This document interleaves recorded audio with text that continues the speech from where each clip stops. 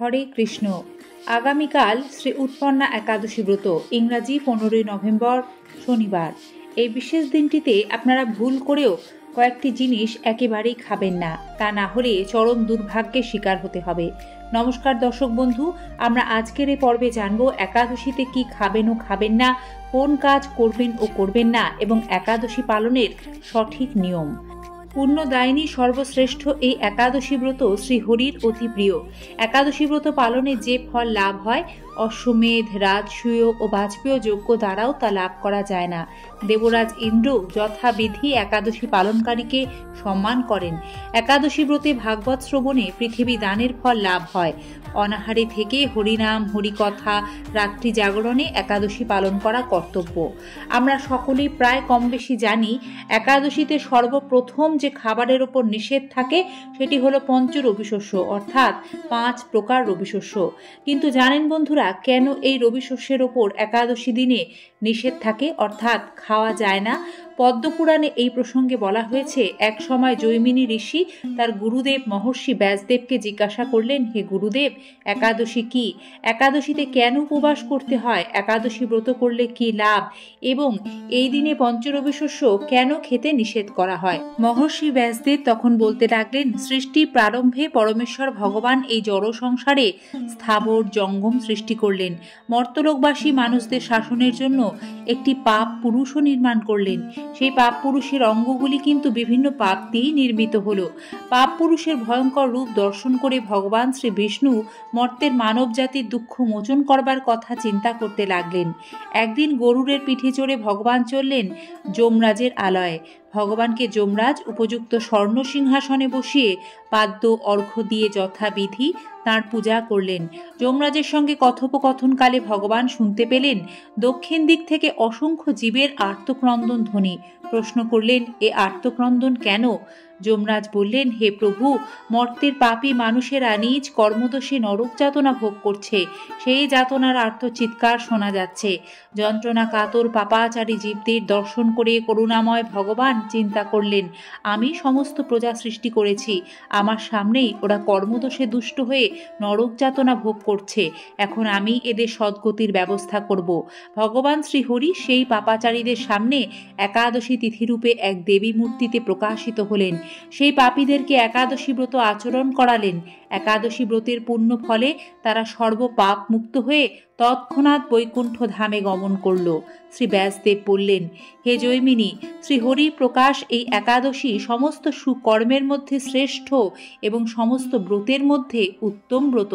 কিছুদিন পরে ভগবানের সৃষ্ট পাপ পুরুষ এসে শ্রীহরির কাছে করজোড়ে কাতর প্রার্থনা জানাতে লাগলো, হে ভগবান, আমি আপনার প্রজা।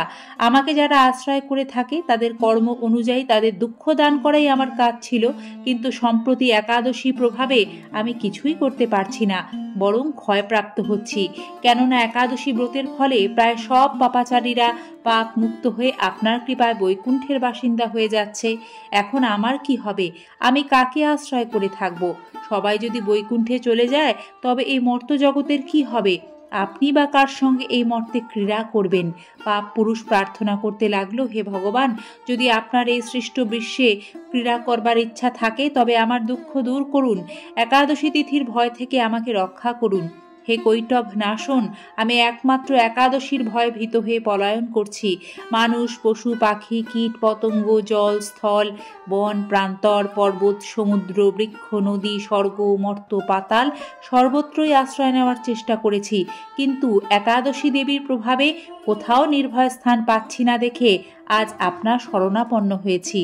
হে ভগবান, এখন দেখছি আপনার সৃষ্ট অনন্ত কোটি ব্রহ্মাণ্ডের মধ্যে একাদশী প্রাধান্য লাভ করেছে, সেই জন্য আমি কোথাও আশ্রয় নিতে পারছি না। আপনি কৃপা করে আমাকে একটি নির্ভয় স্থান প্রদান করুন। পাপ পুরুষের প্রার্থনা শুনে দয়াময় ভগবান শ্রীহরি বলতে লাগলেন, হে পাপ পুরুষ, তুমি দুঃখ করো না। যখন একাদশী তিথি এই ত্রিভুবনকে পবিত্র করতে আবির্ভূত হবেন তখন তুমি অন্ন ও পঞ্চ রবিশস্য মধ্যে আশ্রয় গ্রহণ করবে, তাহলে আমার মূর্তি একাদশী তোমাকে বধ করতে পারবে না। বন্ধুরা, সে কারণেই বলা হয় একাদশীতে পঞ্চ রবিশস্য মধ্যে সমস্ত পাপ অবস্থান করে। তাই একাদশী দিনে চাল, ডাল, আটা, ময়দা, সুজি, সরিষা আদি জাতীয় খাদ্যদ্রব্য বর্জন করা উচিত। এছাড়াও একাদশীর দিন কোনো রকম শাক খাওয়া যায় না। সবজির মধ্যে বেগুন, শিম, বরবটি, বাঁধাকপি, টমেটো, উচ্ছে বা করলা, মাশরুম এই ধরনের সবজিগুলিও একাদশী দিনে সম্পূর্ণরূপে নিষিদ্ধ। একাদশী ব্রত পালনকারী ব্যক্তি আপনারা একাদশীর দিন অনুকল্প প্রসাদ রূপে গ্রহণ করতে পারবেন গোল আলু, মিষ্টি আলু, দুধ, ফলমূল, পেঁপে, মিষ্টি কুমড়ো, চাল কুমড়ো, কাঁচা কলা, পানি ফলের আটার তৈরি বিভিন্ন রকমের খাদ্যদ্রব্য, শুদ্ধ সাগুদানা, ঘি অথবা বাদাম তেল দিয়ে কিন্তু অনুকল্প প্রসাদ রান্না করবেন। সৈন্ধব লবণ অবশ্যই ব্রতদিনে ব্যবহার করতে হবে। এছাড়াও সূর্যমুখী তেল দিয়েও আপনারা অনুকল্প প্রসাদ রান্না করতে পারেন, তবে সয়াবিন তেল অবশ্যই বর্জনীয়। এই একাদশী পালনের নিয়ম: ভোরে শয্যা ত্যাগ করে শুচিশুদ্ধ হয়ে শ্রীহরির মঙ্গল আরতিতে অংশগ্রহণ করতে হয়। শ্রীহরির পাদপদ্মে প্রার্থনা করতে হয়, হে শ্রীকৃষ্ণ, আজ যেন এই মঙ্গলময় পবিত্র একাদশী সুন্দরভাবে পালন করতে পারি, আপনি আমাকে কৃপা করুন। বন্ধুরা, একাদশীর দিন গায়ে তেল মাখা, সাবান মাখা, পরনিন্দা, পরচর্চা, মিথ্যা ভাষণ, ক্রোধ, দিবানিদ্রা, সাংসারিক আলাপাদি বর্জনীয়। এই দিন গঙ্গা আদি তীর্থে স্নান করতে হয়। মন্দির মার্জন, শ্রীহরির পূজা অর্চনা, স্তব, স্তুতি, গীতা ভাগবত পাঠ আলোচনায় বেশি করে সময় অতিবাহিত করলে শ্রীহরি প্রসন্ন হন। একাদশীর দিন একাদশ ইন্দ্রিয় শ্রীকৃষ্ণ চরণে সমর্পণ করাই হলো এ ব্রতের মুখ্য উদ্দেশ্য। আলোচনা প্রসঙ্গে গুরুত্বপূর্ণ আরও একটি বিষয়, বন্ধুরা, একাদশীর দিন ভুল করেও কাঁসার বাসনে খাবার খাবেন না, এতে ব্রত ভঙ্গ হয়। কোনো রকম নেশার বস্তু এমনকি চা, কফিও একাদশী দিনে সম্পূর্ণরূপে বর্জনীয়। একাদশী ব্রত করে পরের দিন উপযুক্ত সময়ে শস্য জাতীয় প্রসাদ গ্রহণ করে পালন করতে হয়। শাস্ত্রবিধি না মেনে নিজের মন করা একাদশী ব্রত করলে কোনো ফল লাভ হয় না। দৈববশত যদি কখনো একাদশী ভঙ্গ হয় তবে ক্ষমা ভিক্ষা করে পুনরায় ব্রত পালন করতে হয়। শ্রীকৃষ্ণ কৃপায় সকলের মঙ্গল হোক, এই প্রার্থনা চিরন্তন। উৎপন্না একাদশী কৃষ্ণপ্রীতীয় শুভেচ্ছা। পর্বটি সম্পূর্ণ দেখার জন্য ধন্যবাদ, বিনম্র শ্রদ্ধা। সকলে ভালো থাকবেন। নিয়মিত এই ধরনের তথ্য সমৃদ্ধ ভিডিও দেখতে আমাদের সাথে থাকবেন। হরে কৃষ্ণ, রাধে রাধে।